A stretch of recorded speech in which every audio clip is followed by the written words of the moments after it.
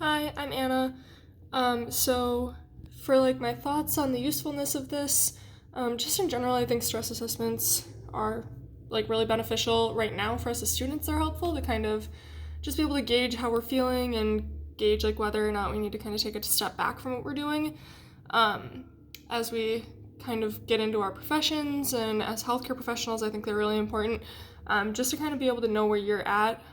Like we talked about in class, how stressed you are can affect the care you give patients. So I think that it's really important to just kind of be aware of how stressed out you are. It For the results, I would say that they were fairly accurate. One thing that I kind of noticed is that it only really asked about big events in your life, and it didn't really touch on kind of a lot of the smaller things that might build up, or other than the one, it didn't really talk about just feeling overwhelmed and stuff like that.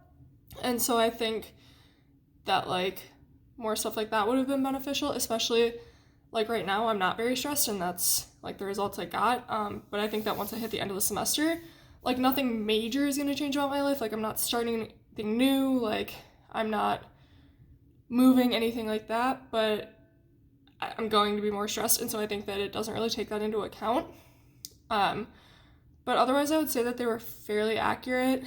So some of the potential benefits of using them, again, it's really important in the healthcare setting to know how stressed you are. And the more stressed you are, the kind of less attention to detail and kind of the more cranky and agitated you are. So it's really important to be aware of that so that you can be consciously paying more attention and watching kind of how you interact with people.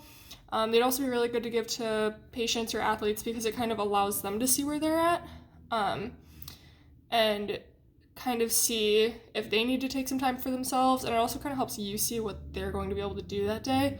A stressed out athlete may not, or maybe shouldn't be doing as much as you originally wanted them to do for rehab or something. And so that can kind of help gauge with that.